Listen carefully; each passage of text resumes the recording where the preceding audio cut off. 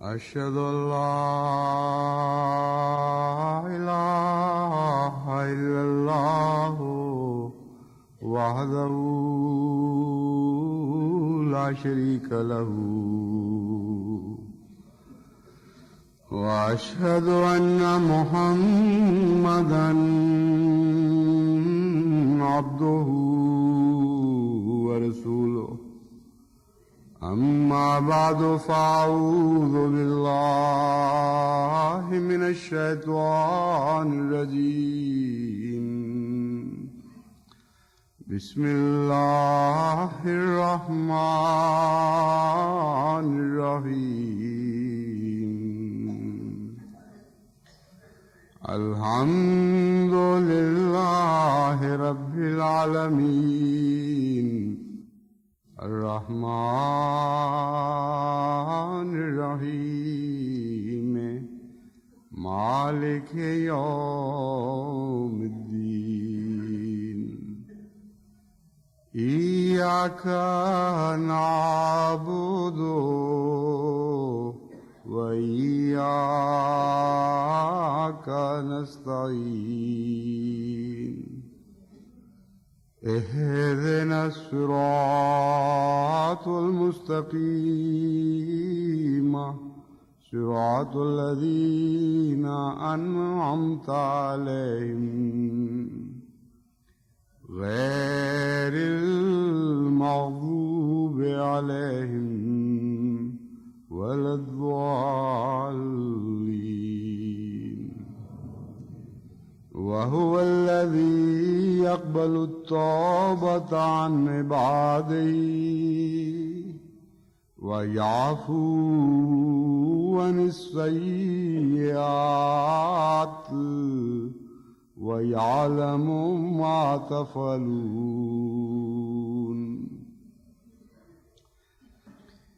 میں نے چند خطبات پہلے ایک سلسلے کا آغاز کیا تھا کہ صفات باری تعالیٰ کو ملحوظ رکھتے ہوئے جماعت احمدیہ میں ایک ایک خلق کی خصوصیت کے ساتھ تعلیم دوں۔ اس سلسلے کا آغاز میں نے امانت سے کیا تھا۔ آج کے موضوع کے لیے میں نے عفو کو چنا ہے۔ اللہ تعالیٰ کے ناموں میں سے ایک نام عفو ہے۔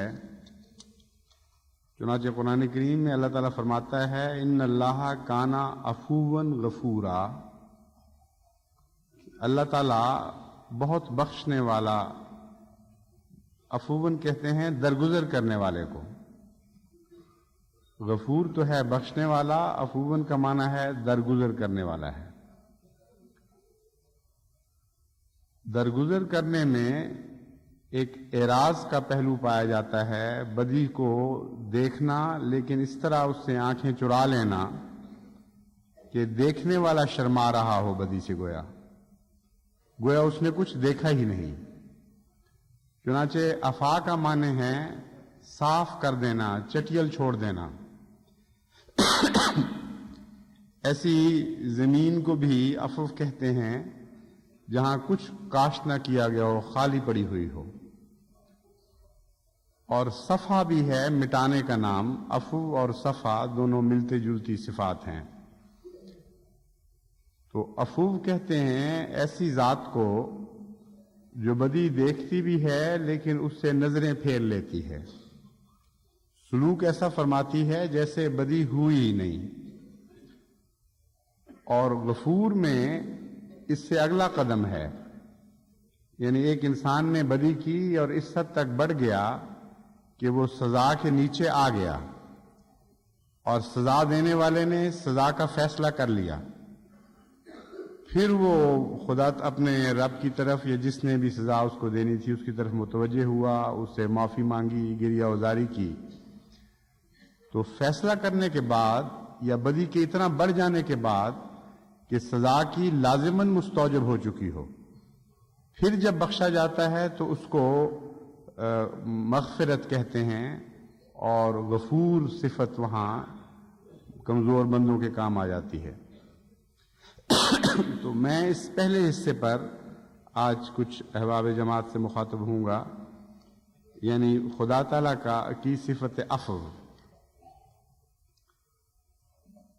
چنانچہ اللہ تعالیٰ فرماتا ہے هو الذی یقبل التوبۃ عن عبادہ ویعفو عن السیئات، وہی ذات ہے جو تمہیں بخشتی بھی ہے، جب تم توبہ کرتے ہو تو توبہ کو قبول بھی فرما لیتی ہے، لیکن ایک پہلو پر تمہاری نظر نہیں کہ یعفو عن السیئات، تمہارے بے شمار نقائص ہیں، بہت سی ایسی کمزوریاں ہیں جن کی طرف تمہیں توجہ ہی نہیں، نہ توبہ کا کوئی موقع پیدا ہوتا ہے، ان سے بھی وہ عفو کرتا چلا جاتا ہے۔ لیکن یہ بات نہیں کہ اس کے علم میں نہیں آتی بدیاں، انسان تو بعض دفعہ غافل ہو جاتا ہے، کوئی بدی کمزوری اس کی نظر میں آتی ہی نہیں، اس کا نام عفو نہیں ہے۔ فرمایا وَيَعْلَمُ مَا تَفْعَلُونَ، خوب جانتا ہے کہ تم کیا کر رہے ہو، اور پھر اس طرح آنکھیں چرا لیتا ہے تمہاری بدیوں سے، گویا وہ تھیں ہی نہیں۔ چنانچہ اس کی ایک مثال دیتے ہوئے قرآن کریم میں اللہ تعالیٰ بیان فرماتا ہے وَإِذْ وَعَدْنَا مُوسَىٰ 40 لَيْلَةً ثُمَّ اتَّخَذْتُمُ الْعِجْلَ مِن بَعْدِهِ وَأَنْتُمْ ظَالِمُونَ ثُمَّ عَفَوْنَا عَنْكُم مِّن بَعْدِ ذَلِكَ لَعَلَّكُمْ تَشْكُرُونَ، کہ جب ہم نے موسیٰ سے 40 راتوں کا وعدہ کیا اور موسیٰ کے ساتھ اس کے ساتھیوں کو بھی اپنا قرب نصیب کیا، اس کے باوجود ثم اتخذتم العجل من بعدہ، اس کے باوجود تم نے بچڑے کو معبود بنا لیا، وانتم ظالمون، اور تم کھلا کھلا ظلم کرنے والے تھے، ثم عفونا عنکم، یہ سب کچھ ہوتے ہوئے، یہ سب کچھ دیکھتے ہوئے بھی اللہ تعالیٰ نے تم سے عفو کا سلوک فرمایا، من بعد ذالک لعلکم تشکرون، تاکہ تم میں شکر پیدا ہو۔ عفو کے نتیجے میں یہاں خدا تعالیٰ نے اس طرف توجہ دلا دی کہ شکر پیدا ہونا چاہیے، اور یہ بھی ایک بہت ہی ضروری قابل توجہ بات ہے جس کو بہت سے لوگ بھلا دیتے ہیں، اور اس کے نتیجے میں پھر کئی خرابیاں معاشرے میں پیدا ہو جاتی ہیں۔ تو سب سے پہلے تو میں آپ سے یہ کہوں گا کہ آپ عفو کی عادت ڈالیں۔ عفو کا سلوک کرنا دوسروں سے یہ ایک بہت ہی عظیم خوبی ہے اور انسانی کردار کی تعمیر میں بہت بڑا کام کرتی ہے۔ بدیوں کی موجودگی میں یہ بحث کیے بغیر کہ بدی تھی یا نہیں، جہاں تک ممکن ہو، جہاں تک انسانی ذہن یہ فیصلہ کرے کہ اگر میں معاف کروں گا، عفو سے کام لوں گا، تو بدی سر نہیں اٹھائے گی، بلکہ اس کے نتیجے میں شکر پیدا ہوگا اور اصلاح ہوگی۔ یہ دو ہیں نتائج جو قرآن کریم سے معلوم ہوتے ہیں کہ عفو کے نتیجے میں پیدا ہونے چاہیے۔ دوسری جگہ فرماتا ہے من عفا و اصلح فاجرہ علی اللہ، کہ جو شخص عفو سے کام لے اس شرط پر کہ اس کے نتیجے میں اصلاح ہو، فاجرہ علی اللہ، اس کا اجر اللہ پر ہے۔ تو دو شرطیں معاف کرنے والے کو ملحوظ رکھنی چاہیے، اور دو شرطیں اس کو بھی ملحوظ رکھنی چاہیے جس سے عفو کا سلوک ہو رہا ہو۔ عفو کرنے والے کو ہمیشہ قرآن کریم کی تعلیم کے پیش نظر یہ دیکھنا چاہیے کہ میرا عفو اس شخص کی اصلاح کا موجب بن سکتا ہے یا نہیں، اور کیا میرے عفو کے نتیجے میں اس کے اندر جذبات تشکر پیدا ہوں گے یا نہیں۔ بعض دفعہ قومی طور پر ہر شخص کے دل میں جذبات تشکر پیدا نہیں ہوتے، لیکن اللہ تعالیٰ اتنا رحم کرنے والا اور اتنا عفو ہے کہ چند لوگوں کے جذبات تشکر کی خاطر وہ دوسروں سے بھی صرف نظر فرما لیتا ہے۔ اس لیے حضرت موسیٰ کی قوم کی جو مثال دی گئی ہے اس کا یہ مطلب نہیں کہ خدا تعالیٰ جانتا تھا کہ ہر شخص شکر گزار بندہ بنے گا، جیسا کہ اور مواقع پر اللہ تعالیٰ کی بے انتہا رحمت اور شفقت اور رافت کے نمونے ملتے ہیں۔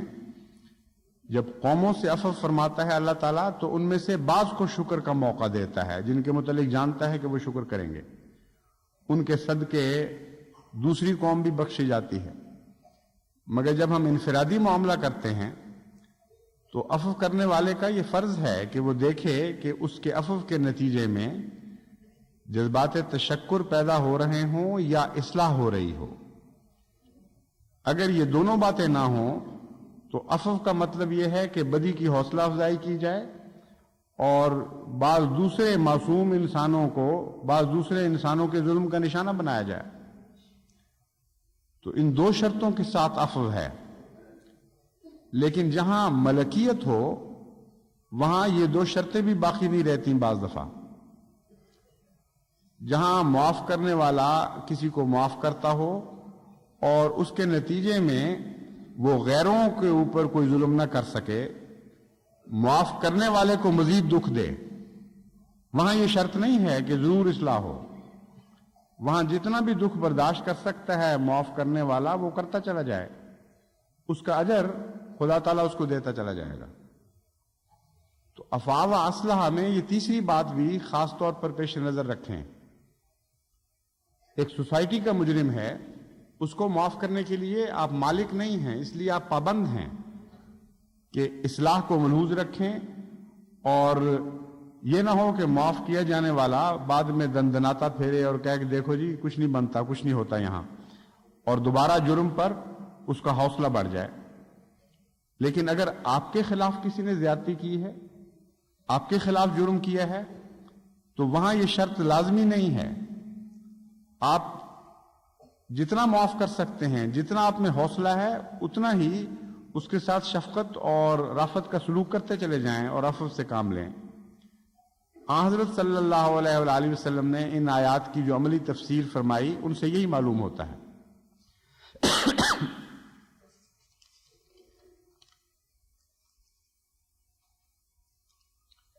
چنانچہ قرآن کریم میں اللہ تعالیٰ فرماتا ہے کہ دنیا میں جتنی مصیبتیں ہیں ان کا ایک بہت بڑا حصہ عفو کی کمی کی وجہ سے ہے،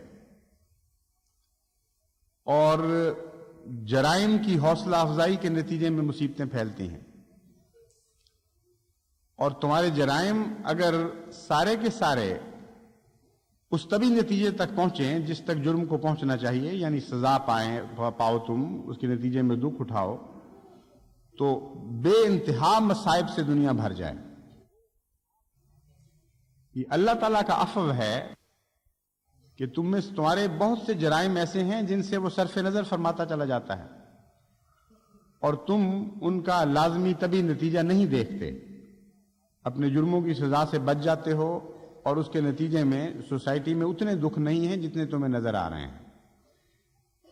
تو گویا جو کچھ تم دیکھ رہے ہو دکھوں کی شکل میں، نہ صرف یہ کہ تمہارے اپنے ہاتھوں کی کمائی ہے، بلکہ ساری کمائی نہیں، اس کا محض ایک حصہ ہے۔ اگر تمہارے جرائم کی سب کی سزا دی جائے تو انسان کا اس دنیا میں زندہ رہنا مشکل ہو جائے، بلکہ قرآن کریم سے تو پتہ چلتا ہے کہ جانور بھی زندہ نہ رہ سکیں، دابہ بھی اس دنیا سے مٹا دیے جائیں اگر انسان کے جرائم کو دیکھا جائے، کیونکہ دابہ تو انسان کی خاطر پیدا کیے گئے ہیں۔ اگر انسان نے ہی زندہ رہنے کا حق چھوڑ دیا تو اس کی خاطر جو چیزیں پیدا کی گئی ہیں ان کا زندہ رہنے کا بھی کوئی جواز باقی نہیں رہتا۔ لیکن بعض لوگ عفو نہیں کر سکتے، اور ان کو عفو پہ مجبور بھی نہیں کیا جا سکتا۔ یہ اتنی عظیم الشان عدل کی تعلیم ہے کہ اگر اس کو رائج کیا جائے دنیا میں تو دنیا کے اکثر مصائب محض اسی تعلیم پر عمل پیرا ہونے کے نتیجے میں ختم ہو سکتے ہیں۔ فرماتا ہے عفو جو ہے یہ احسان کے ساتھ تعلق رکھنے والا جذبہ ہے، یہ لازمی نہیں ہے۔ اس لیے اگر تم عفو نہیں کر سکتے اور لازماً سزا دینا چاہتے ہو کسی کو، تو پھر صرف یہ شرط ہے کہ جتنا جرم ہو، جتنی بدی کی گئی ہو، اتنا ہی تمہیں بدلہ لینا ہے، اس سے آگے ایک قدم بھی تمہیں جانے کی اجازت نہیں۔ یہ وہ عظیم الشان اسلامی تعلیم ہے جس کو اگر آج دنیا میں نافذ کیا جائے تو یہ جو خطرات کے محیط بادل چھائے ہوئے ہیں اور کڑکنے بھی لگے ہیں، اب ان کی گرجیں سنائی دینے لگی ہیں، یہ سارے باطل کافور ہو سکتے ہیں، کیونکہ جیسا کہ میں نے پہلے بھی ایک دفعہ بتایا تھا، دنیا میں جتنی جنگیں ہیں جو ہو چکی، ان سب کے پس منظر میں بعض اسلامی تعلیمات کو بھلا دینا آپ کو دکھائی دے رہا ہوگا۔ ہر جنگ سے پہلے کے جو حالات ہیں ان پر آپ غور کریں تو لازماً اسلامی تعلیم کو نظر انداز کرنے کے نتیجے میں وہ جنگیں پیدا ہوئیں، اور ہر جنگ کے بعد کے جو حالات ہیں ان کے نتیجے میں اگلی جنگیں پیدا ہوئیں، اس لیے کہ جنگ کے بعد کے حالات میں بھی انسان نے اسلامی تعلیم پر نظر نہیں رکھی، اس پر عمل نہیں کیا۔ چنانچہ جزاؤ سیئۃ سیئۃ مثلھا میں خدا تعالیٰ نے نہ فرد کو اجازت دی نہ قوم کو اجازت دی کہ اگر تم سے بدی کی جاتی ہے تو اس سے بڑھ کر تم بدلہ لو۔ صرف ایک ایسی چیز ہے جو بدلہ لینے والوں کو مجبور کر دیا کرتی ہے قومی لحاظ سے کہ بدی سے بڑھ کر وہ بدلہ لیں، اور وہ عام بعض دفعہ انفرادی طور پر بھی ہمیں دکھائی دیتی ہے۔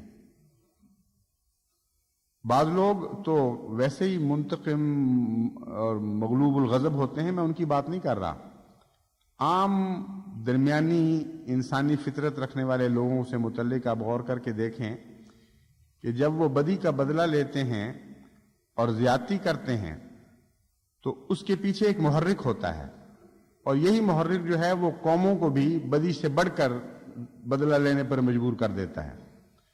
وہ محرک یہ ہوتا ہے کہ ان کو خوف ہوتا ہے کہ جس شخص نے ہم سے زیادتی کی، اگر ہم نے اتنا ہی بدلہ لیا جتنا اس نے ظلم کیا تھا تو یہ اتنا کمزور نہیں ہوگا، اتنی سخت اس کو سزا نہیں ملے گی کہ اس کے نتیجے میں آئندہ جرأت نہ کر سکے۔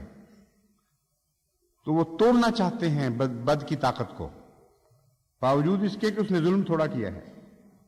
وہ سمجھتے ہیں کہ اس کے اندر سے آئندہ بدی کی طاقت چھین لی جائے، یعنی اس کو اتنا کمزور اور بیکار کر دیا جائے کہ پھر یہ اٹھ نہ سکے۔ اس کے نتیجے میں زیادتیاں ہوتی ہیں اور ظلم ہوتے ہیں۔ تو اللہ تعالیٰ کی چونکہ بہت باریک نظر ہے فطرت پر، فطرت کا پیدا کرنے والا وہ ہے، اس کے ہر پہلو سے واقف ہے، اس لیے قرآن کریم بھی کوئی پہلو فطرت کا باقی نہیں چھوڑتا اور ہر ایک کا جواب دیتا ہے۔ چونکہ بڑی بڑی قومیں لڑائیوں کے بعد ہمیشہ یہ رد عمل دکھاتی ہیں کہ جن لوگوں کی وجہ سے جنگیں ہوئی تھیں ان کو ٹکڑے ٹکڑے کر دو، ان کو بکھیر دو دنیا میں، ان کے اندر اتنی سکت نہ باقی رہنے دو کہ وہ پھر اٹھ سکیں۔ اس کے نتیجے میں ان کا حکم تو نہیں چلتا، قانون قدرت چلتا ہے، اور وہ مظالم ان کے اندر ڈوب جاتے ہیں، ان کا جزو بن چکے ہوتے ہیں، ان کی رگوں میں دوڑتا رہتا ہے خون ان مظالم کا، اور جب بھی ان کو توفیق ملتی ہے وہ پھر اپنا بدلہ لینے کے لیے اٹھ کھڑی ہوتی ہیں۔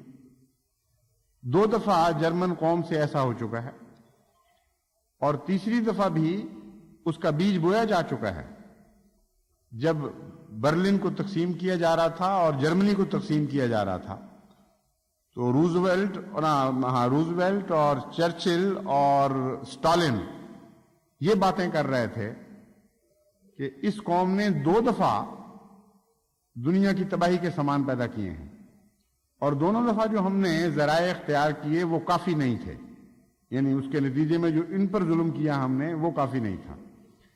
اس لیے اب اس قوم کو اس طرح ٹکڑے ٹکڑے کر دو کہ کوئی سوال ہی باقی نہ رہے اگلی جنگ کا، اور اب وہی ڈیوائیڈڈ جرمنی جو 2 حصوں میں بٹ چکا ہے وہی بہت بڑے خطرات کا موجب بن چکا ہے۔ 2 پولرائزیشن وہاں ہو چکی ہے، ایک مشرق کا کیمپ ایک مغرب کا کیمپ، اب جرمن سے نفرت کرنے لگا ہے، اور سب سے بڑا خوف جو مغربی جرمنی میں نظر آ رہا ہے وہ یہ ہے کہ پہلی جنگ میں تو ہم غیروں سے لڑا کرتے تھے، اب جرمن کا خون پیے گا اور جرمن قوم کو ہلاک کرنے کے سامان پیدا کرے گا۔ تو اسلامی تعلیم کو بھلانے کے نتیجے میں کوئی فائدہ تو نہ پہنچا دنیا کو، اور کوئی صورت ان کی نہیں بنتی کہ کس طرح ان مظالم کا خاتمہ کر سکیں، سیدھا سادہ قرآنی اصول تھا جس کو بھلانے کے نتیجے میں وہ اس مخمصے میں پھنس چکے ہیں۔ ایک ظلم کے نتیجے میں اگر بدلہ ظلم سے نہ بڑھے تو خدا فرماتا ہے صرف یہ ذریعہ ہے ظلم کو ختم کرنے کا، اور یہ کم از کم ذریعہ ہے۔ اگر عفو سے کام لوگے تو زیادہ امکان ہوگا ظلم کے غائب ہونے کا۔ اگر درگزر کے بعد مغفرت بھی کرو گے تو اس سے بھی اور زیادہ امکانات ہو جائیں گے ظلم کے مٹنے کے۔ لیکن اگر تم یہ ترکیب اختیار کرو گے اللہ کے قانون سے جنگ کرتے ہوئے کہ جتنا ظلم کیا اس سے زیادہ ظلم کریں گے اور توڑ کر رکھ دیں گے، اس سے دنیا کو ظلم سے نجات دیں گے، تو یہ ترکیب نہیں چلے گی، نہ پہلے کبھی چلی ہے نہ آئندہ چل سکتی ہے، کیونکہ قرآنی تعلیم کے مخالف ہے۔ اس کو کہتے ہیں ایسی تعلیم جو زور بازو سے منوا لیتی ہے قوموں کو اپنی فضیلت کو، اور مجبور کر دیتی ہے مخالفین پر کو بھی کہ اس سے بہتر دکھائی کچھ نہ سکیں۔ حیرت انگیز کتاب ہے یہ کہ کوئی دنیا کی عقل، کوئی لاجک، کوئی تاریخ کا تجربہ اس کی تعلیم کو جھٹلا نہیں سکتا۔ لیکن اس خطرے کی نشاندہی کرتے ہوئے اللہ تعالیٰ فرماتا ہے کہ تم اس بات کی فکر نہ کرو کہ اگر تم ظلم کا بدلہ اس سے بڑھ کر نہیں لوگے تو تم سے کیا ہوگا۔ فرمایا چونکہ ہم تمہیں یہ تعلیم دے رہے ہیں، ہم اس بات کے ضامن ہیں۔ اور اس ضمانت میں قرآن کریم کی تعلیم کا حسن یہ ہے کہ کافر اور مومن میں کوئی فرق نہیں کیا۔ انسان کو بحیثیت انسان مخاطب کرتے ہوئے فرماتا ہے کہ اگر تم ظلم کے بدلے میں زیادتی سے کام نہیں لوگے اور وہاں ٹھہر جاؤ گے جہاں تک ظلم پہنچا تھا، 1 انچ بھی آگے نہیں بڑھو گے، تو تمہیں یہ جو خوف لاحق ہے کہ وہ تمہارے اوپر بغاوت کرے گی وہ قوم اور دوبارہ تمہیں تباہ کر دے گی، فرمایا اس کے ہم ضامن ہیں۔ اتنی حیرت انگیز ضمانت ہے کہ حیران ہوتا ہے قرآن کریم کو انسان پڑھ کے کہ ساری دنیا کو مخاطب کرتا ہے اور ساری دنیا کی ایسی ضمانت لیتا ہے جس کی کوئی مثال کہیں کسی کتاب میں نظر نہیں آتی۔ فرمایا وَمَنْ عَاقَبَ بِمِثْلِ مَا عُوقِبَ بِهِ ثُمَّ بُغِيَ عَلَيْهِ لَيَنْصُرَنَّهُ اللَّهُ إِنَّ اللَّهَ لَعَفُوٌّ غَفُورٌ۔ تم بڑے بیوقوف ہو جو اس بات سے ڈر رہے ہو کہ اگر تم نے ظلم کے بدلے میں زیادتی نہ کی تو یہ قوم اٹھ کھڑی ہوگی اور تمہارے خلاف بغاوت کرے گی اور پھر تمہیں کمزور دیکھ کر تم پر قابض ہو جائے گی، یہی خطرہ ہے تمہیں۔ فرمایا لَيَنْصُرَنَّهُ اللَّهُ، اگر ہماری خاطر تم ظلم سے رکو گے تو ہم وعدہ کرتے ہیں کہ یقیناً اللہ تمہاری مدد فرمائے گا۔ اور یاد رکھو کہ یہ تو ادنا سی بات ہے جس کی توقع تم سے رکھتا ہے اللہ تعالیٰ، ان اللہ لعفو غفور، خدا تو عفو کرنے والا ہے اور عفو کے بعد بخشش بھی کرنے والا ہے۔ یعنی صرف نظر کے بعد جو گناہ بچ جاتے ہیں ایسے کہ ان کی سزا دینی پڑتی ہے عام حالات میں یا سزا کا فیصلہ کر لیا جاتا ہے، ان سے بھی وہ بخشتا ہے۔ تو اگر دنیا میں سچا امن قائم کرنا چاہتے ہو تو لازماً ان 3 چیزوں کو اختیار کرنا پڑے گا۔ سب سے پہلے سزا سے بڑھ کر، جرم سے بڑھ کر سزا نہ دینا۔ دوسرا عفو کرنا، یعنی جرائم دیکھنا اور آنکھیں پھیر لینا گویا وہ تھے ہی نہیں۔ اور تیسرا، جرائم اگر بڑھ چکے ہوں اور انسان مرتکب ہو چکا ہو اور سزا کا حق رکھتا ہو، پھر بھی اس سے بخشش کا سلوک کرنا۔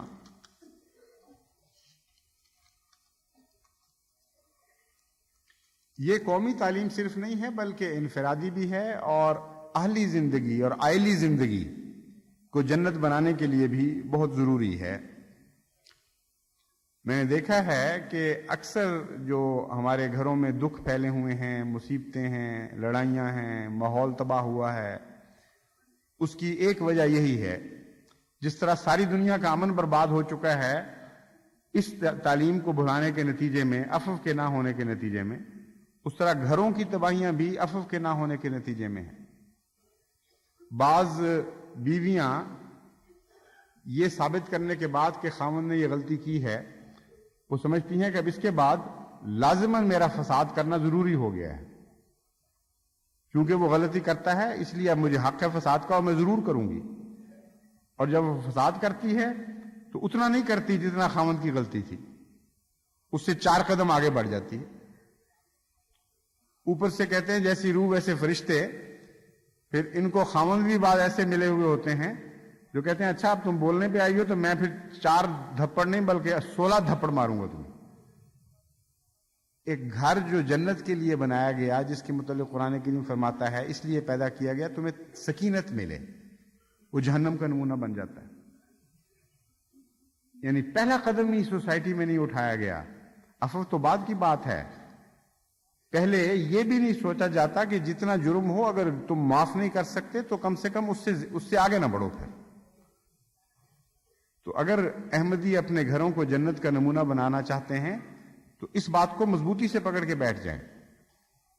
اگر وہ کسی قیمت پر معاف نہیں کر سکتے، اور ایک احمدی سے یہ توقع نہیں میں رکھتا کہ وہ اس ادنا درجے پر آ کر ٹھہر جائے.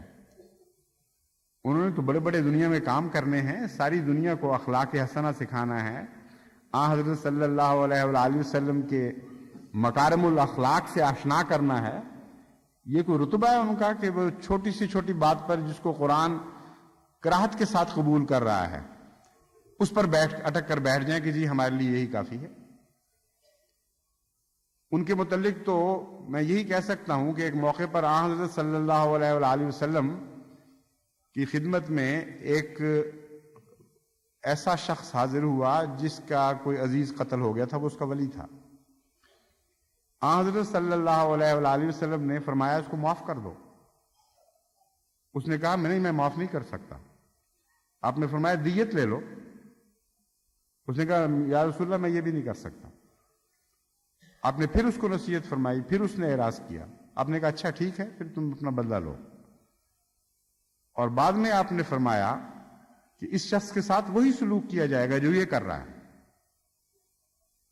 یعنی خدا تعالیٰ کے عفو سے اپنے آپ کو محروم کر بیٹھا ہے یہ شخص. وہ بڑے زور شور سے بدلہ لینے جا رہا تھا، پیچھے سے ایک صحابی دوڑا اور اس نے کہا کہ سنا ہے تم نے رسول کریم صلی اللہ علیہ وآلہ وسلم نے تمہارے متعلق کیا کہا ہے؟ اس نے کہا نہیں. انہوں نے کہا یہ فرمایا ہے. اس نے کہا اگر یہ فرمایا ہے تو میں اپنا بدلہ نہیں لیتا، میں باز آتا ہوں. تو یہ ہے حضرت صلی اللہ علیہ وآلہ وسلم کی توقع اپنی امت سے.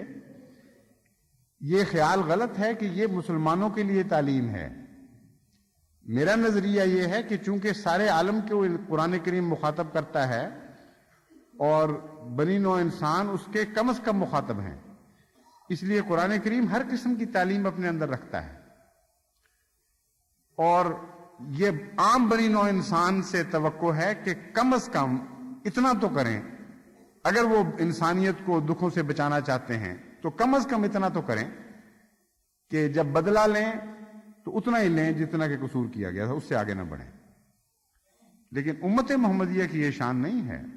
ہاں اگر وہ اتنا ہی کریں تو اس پر کسی کو طعنہ زنی کا حق نہیں رہے گا، یہ الگ بات ہے.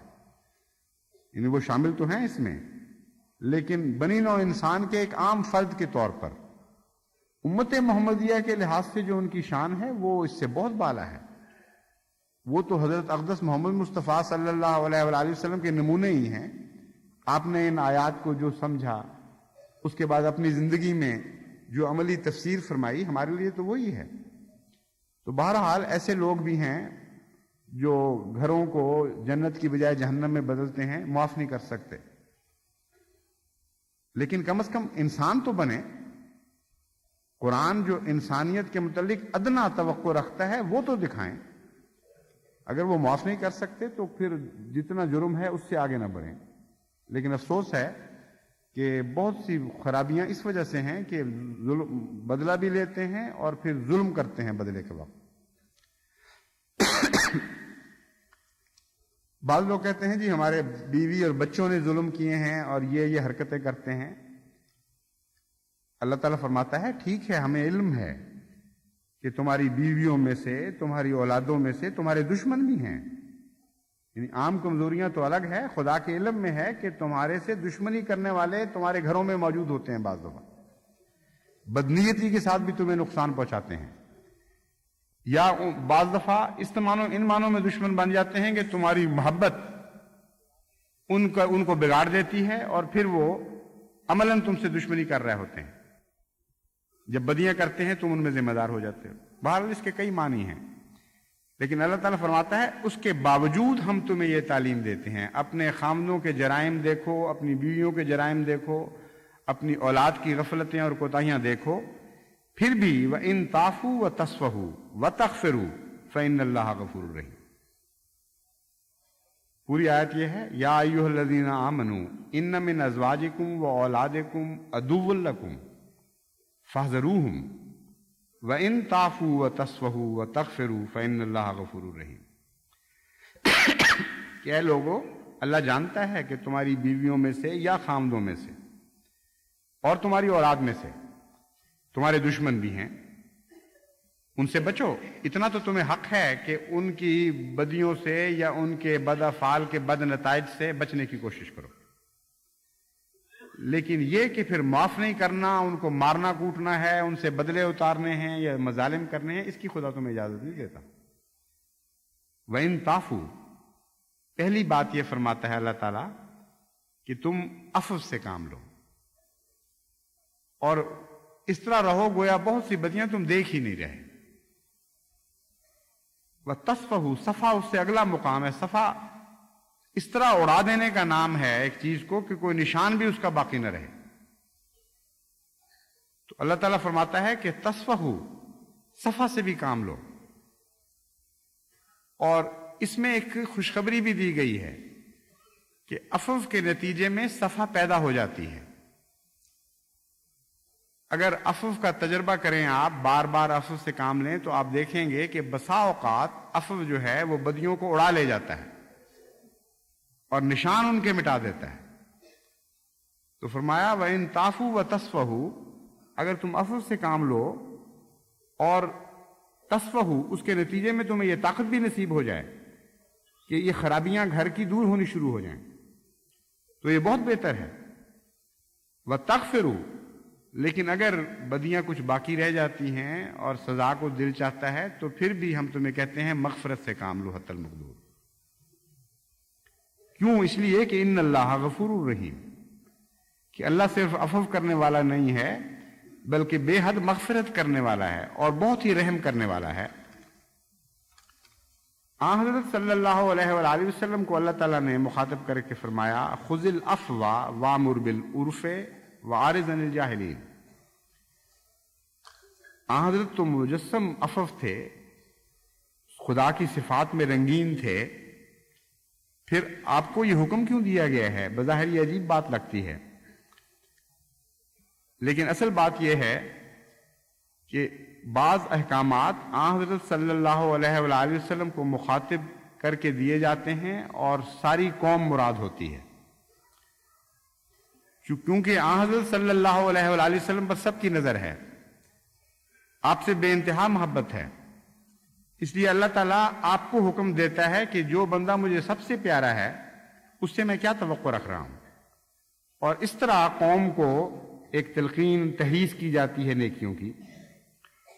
تو یہ مراد نہیں تھی کہ حضرت صلی اللہ علیہ وآلہ وسلم کو ضرورت تھی، آپ تو نبوت سے پہلے ہی بے حد عفو کرنے والے تھے. تو خاص طور پر امت محمدیہ کو غیر معمولی جب کسی نیکی کی طرف توجہ دلانا ہو، یہ قرآن کا اسلوب ہے، تو پھر حضرت صلی اللہ علیہ وآلہ وسلم کو انفرادی طور پر چنتا ہے اور آپ کو وہ حکم دیتا ہے تاکہ اس مرکز سے پھر انتشار ہو خیر کا.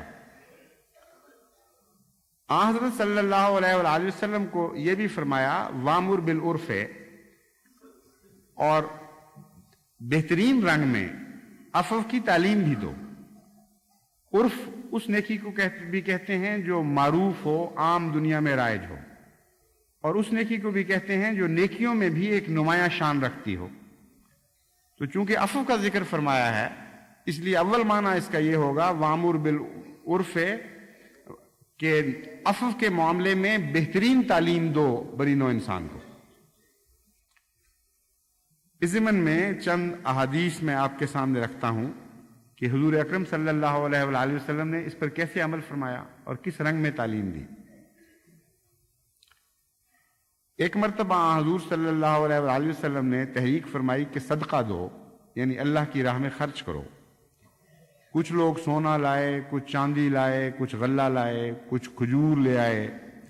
ایک شخص کے پاس اور کچھ نہیں تھا، کھجور کے چھلکے ہی اٹھا لایا کہ یا رسول اللہ میرے پاس تو یہی ہے، میں یہ حاضر کر دیتا ہوں۔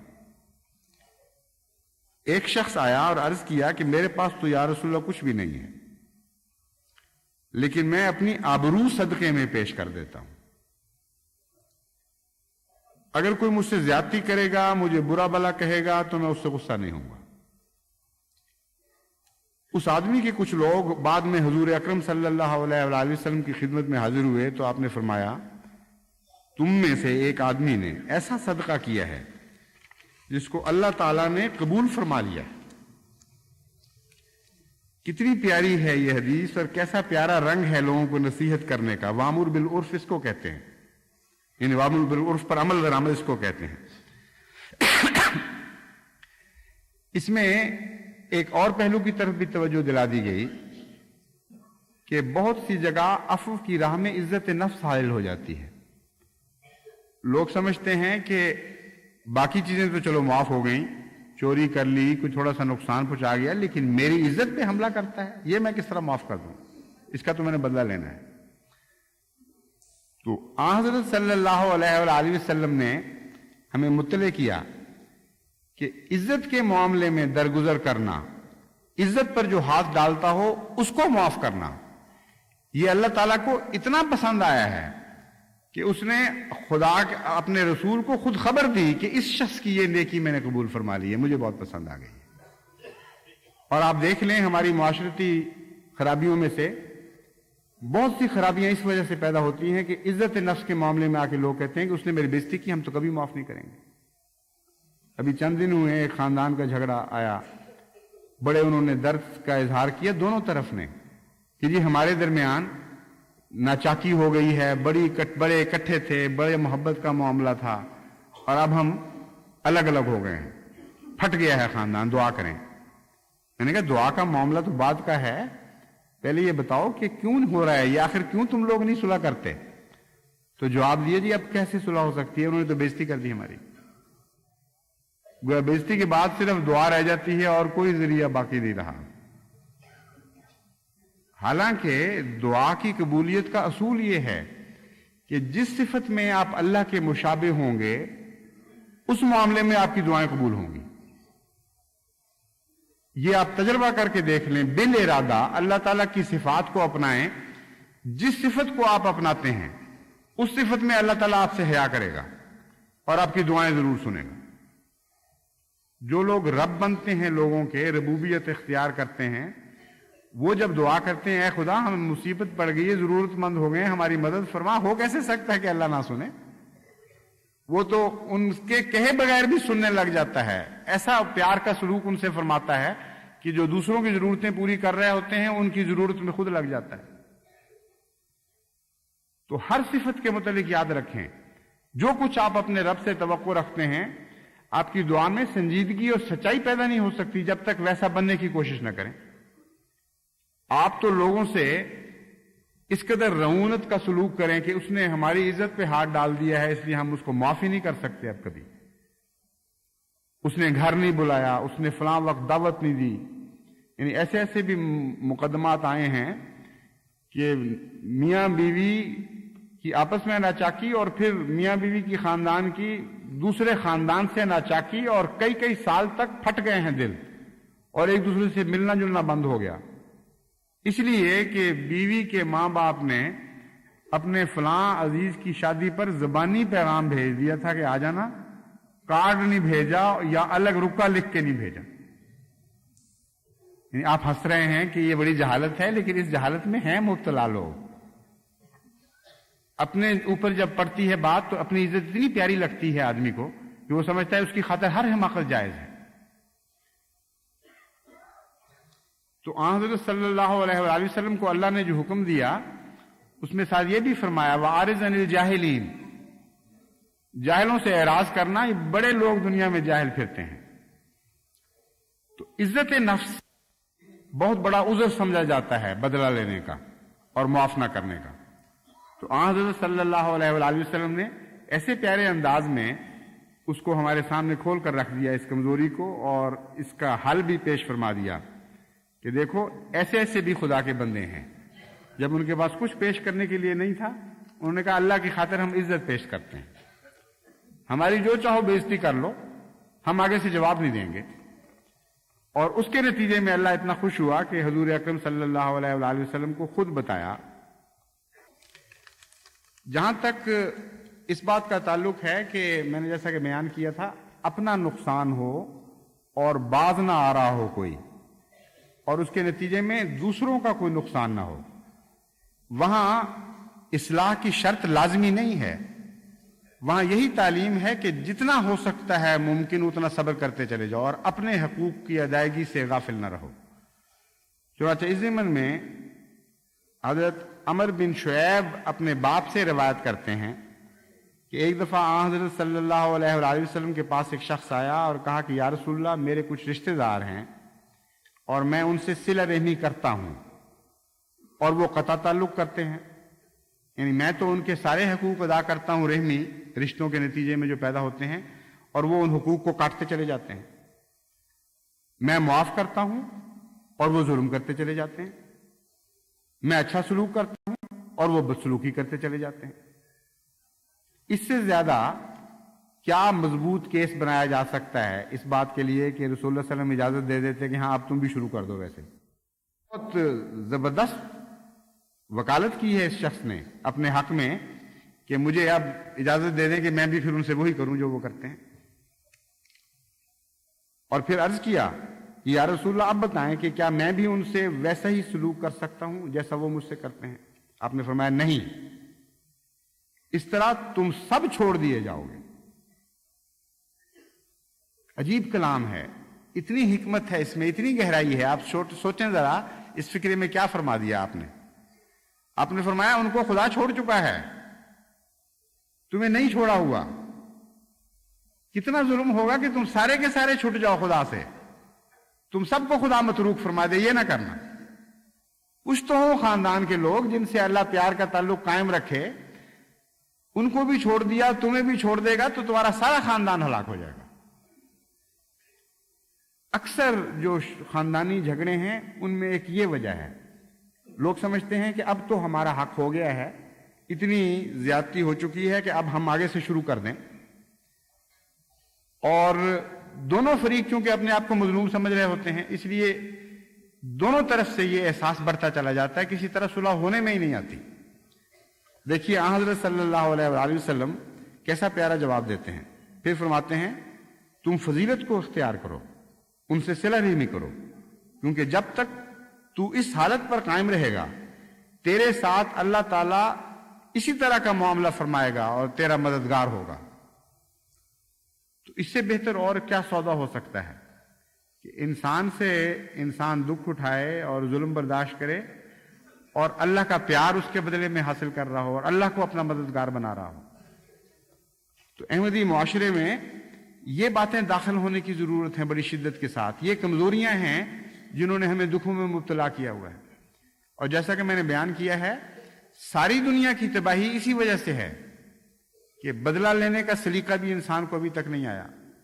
اگر معاف نہیں کر سکتا تو بدلہ تو اس طرح لے جس طرح رسول اللہ اکرم صلی اللہ علیہ وآلہ وسلم کو اللہ تعالیٰ نے تعلیم دی۔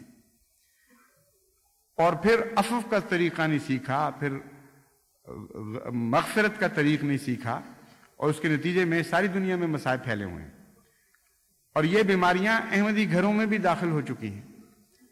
اگر احمدی گھر ان کو صاف نہیں کریں گے تو دنیا کے مسئلے کیسے بن جائیں گے؟ دنیا تو جواب دے گی کہ اے گنجے تو اپنے سر کی فکر کر، تیرے سر پہ تو بال کوئی نہیں اور تو دوائیاں بیچتا پھر رہا ہے گنج کے علاج کی، یہ تو زیب نہیں دیتا تجھے۔ تو بہت اہم بات ہے یہ، کوئی معمولی بات اس کو نہ سمجھیں۔ اپنے گھروں سے ہر قسم کی لڑائیاں، فساد، ایک دوسرے پر زیادتیاں ختم کر دیں، عفو کا سلوک شروع کر دیں، مغفرت کا سلوک شروع کر دیں، رحم کا سلوک شروع کر دیں، اور اس کا فائدہ آپ کو ہی پہنچے گا۔ بدلے لینے والے گھروں میں سکون کبھی نہیں میں نے دیکھا، جو دکھ ہیں، بے چینی، وہ جہنم میں تبدیل ہونا شروع ہو جاتی، آگے بھڑک جاتی ہیں دلوں میں۔ ایک جرم سے دوسرا جرم آگے بڑھنا شروع ہو جاتا ہے. اور بعض ایسے ظالم ہو جاتے ہیں ماں باپ کہ اپنی اولاد کو سے بھی ایسا ظالمانہ سلوک کرتے ہیں پھر کہ ان واقعات سن کر بھی انسان حیران رہ جاتا ہے. امریکہ میں ایسے واقعات کثرت سے ہو رہے ہیں کہ مائیں اپنے بچوں کو پکڑ کر دیواروں سے مارتی ہیں اور ان کے سر پھاڑ دیتی. بعض آدمیوں نے ایسے ایسے مظالم کیے ہیں اپنے بچوں پر، اور معمولی تعداد نہیں ہے.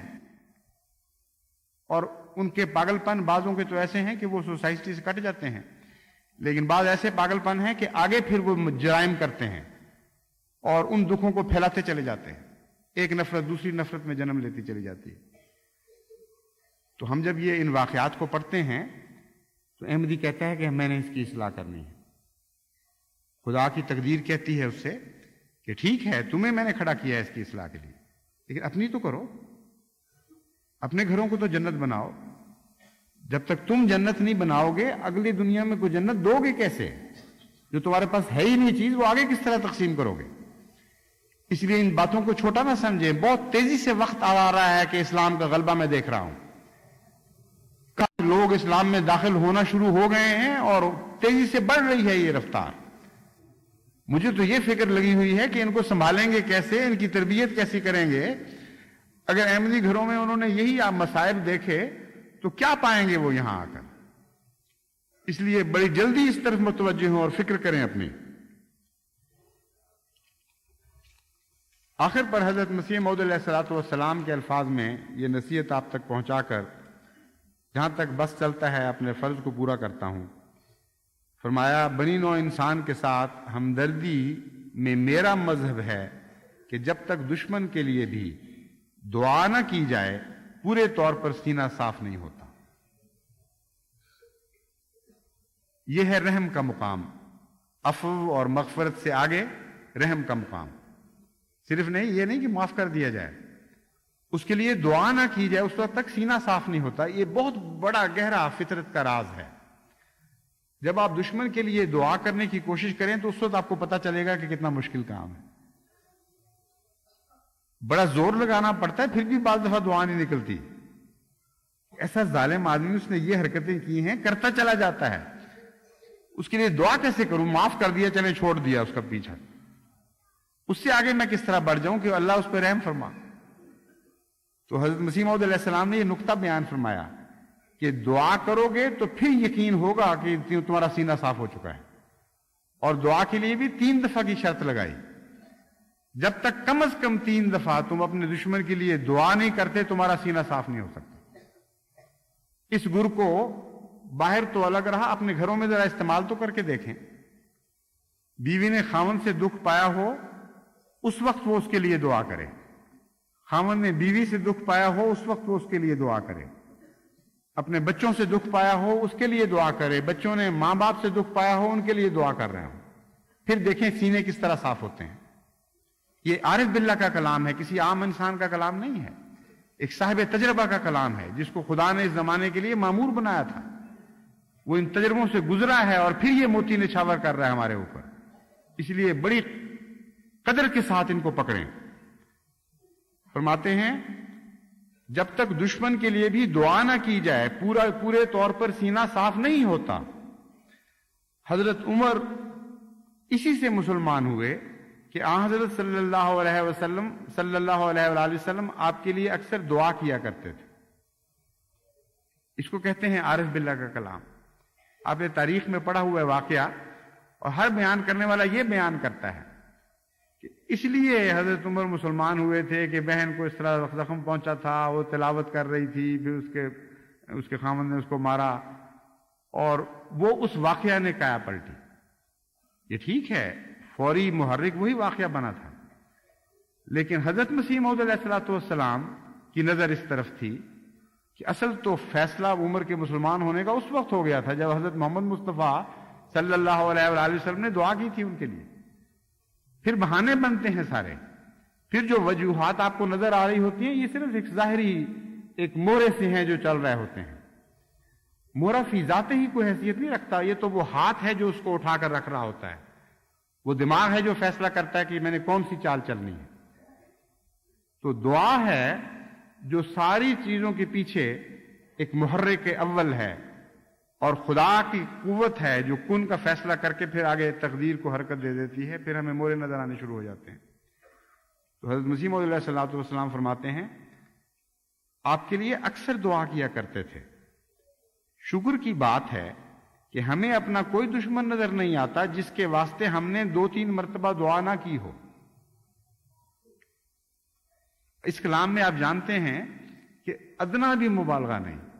حضرت مسیح موعود علیہ الصلوۃ والسلام نے یہ لکھنے سے پہلے، یہ فرمانے سے، ملفوظات میں سے ہے، فرمانے سے پہلے نظر ڈالی ہوگی لازماً، اس میں ہر قسم کا دشمن آ گیا ہوگا جو بدیوں میں، ظلم کرنے میں، گالیاں دینے میں سب سے آگے تھے، ان سب کی فہرست ذہن میں رکھی ہے۔ پھر فرمایا کہ شکر کی بات ہے کہ ہمیں اپنا کوئی دشمن نظر نہیں آتا جس کے واسطے ہم نے 2-3 مرتبہ دعا نہ کی ہو، ایک بھی ایسا نہیں۔ اور میں تمہیں کہتا ہوں بس تم میرے ساتھ تعلق رکھتے ہو، تمہیں چاہیے کہ تم ایسی قوم بنو جس کی نسبت آیا ہے کہ انہم قوم لا یشقی جلیسہم، یعنی وہ ایسی قوم ہے کہ ان کا ہم جلیس بدبخت نہیں ہوتا اور ان کی نیکی اور ہمدردی سے محروم نہیں رہتا۔ تو حضرت اقدس مسیح موعود علیہ الصلوۃ والسلام کی اس نصیحت کو مضبوطی سے پکڑ لیں، آپ کی بھی اس میں خیر ہے اور ساری دنیا کی بھی اس میں خیر ہے۔ اس میں کوئی شک نہیں کہ آپ ہی دنیا کو دوبارہ زندہ کرنے کے لیے قائم کیے گئے ہیں، لیکن اگر آپ نے ان باتوں کو بھلا دیا تو آپ سے مراد پھر آپ کے وجود نہیں رہیں گے۔ قرآن کریم سے پتہ چلتا ہے پھر خدا اور قوم پیدا کرے گا جو مسیح موعود کو عطا ہوگی۔ نام تو مسیح موعود کا ہی لگ چکا ہے زندگی میں، اس کو تو اب کوئی مٹا نہیں سکتا، لیکن ہم میں سے اگر اکثر نے حضرت اقدس مسیح موعود علیہ الصلوۃ والسلام کی طرف منسوب ہونے کا حق ادا نہ کیا تو پھر کچھ اور لوگ ہوں گے جو چنے جائیں گے۔ اس لیے کیوں اس نعمت کو اپنے ہاتھ سے چھوڑتے ہیں؟ ان اللہ لا یغیر ما بقوم حتی یغیروا ما بانفسہم، اللہ تو آپ کو نہیں چھوڑنا چاہتا، وہ تو عفو کا سلوک کر رہا ہے، بہت سی ہماری غلطیوں سے صرف نظر فرما رہا ہے، اور ہمیں ہی اس نے ابھی سامنے رکھا ہوا ہے۔ اس لیے کیوں ایسا موقع پیدا کرتے ہیں کہ نعوذ باللہ من ذالک، نعوذ باللہ من ذالک، خدا ہمیں چھوڑ کر مسیح موعود کے لیے کوئی اور جماعت چن دے۔ اللہ نہ کرے ایسا وقت ہو، خدا کرے کہ ہمیں اپنے سارے معاشرے کو قرآنی ہدایات، سنت نبی صلی اللہ علیہ وآلہ وسلم اور حضرت مسیح موعود علیہ الصلوۃ والسلام کے ارشادات کے مطابق جنت بنانے کی توفیق نصیب ہو۔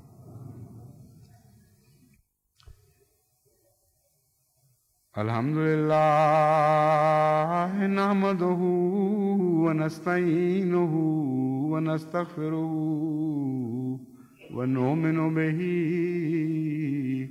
ونتوکل علیہ ونعوذ باللہ من شرور انفسنا ومن سیئات اعمالنا، من يهده الله فلا مضل له ومن يضلله فلا هادي له، ونشهد أن لا إله إلا الله وحده لا شريك له، ونشهد أن محمدا عبدہ ورسولہ۔ ایک اور بات میں کہنی چاہتا تھا کہ خشک سالی ہو رہی ہے اور اس سے خصوصاً ان غرباء کو بہت تکلیف ہے جن کی فصلوں کا انحصار محض بارش پر ہے، اور بہت کثرت سے ایسے بارانی علاقے ہیں اگر ان کی ایک فصل ماری جائے تو پھر وہ 2-3 فصلوں تک پھر ان زمینداروں کو اٹھنے نہیں دیتی وہ فصل۔ پیچھے بھی نقصان ہو چکا ہے بارانی فصلوں والوں کا، اس لیے خاص طور پر درد دل سے دعا کریں، اللہ تعالیٰ رحم فرمائے۔ ہمارے ربا کے بچے جہاں تک بس چلتا ہے گرمیوں میں لوگوں کو پانی پلاتے ہیں، تو اس صفت کے چھوٹے سے جلوے میں وہ شریک ہو جاتے ہیں جہاں تک ان کو توفیق ملتی ہے۔ تو وہ بچے خاص طور پر دعا کریں کہ اے اللہ ہمیں تو توفیق ملتی ہے، ہم پانی پلاتے ہیں تو رحم فرما، ہماری اس نیکی کو قبول فرما اور لوگوں کو بخش دے، اگر ان سے ناراض بھی ہے تو انہیں معاف فرما اور بکثرت ان کے لیے پانی کا انتظام فرما۔ افریقن بھائیوں کو بھی اس دعا میں یاد رکھیں، وہاں بہت بڑی تباہی آئی ہے، خشک سالی مسلسل جاری ہے۔ گانا کے علاوہ نائجیریا اور بہت سے ممالک ہیں، چاڈ، نائجر وغیرہ، تو ان کے لیے بھی خاص طور پر دعا کرتے رہیں۔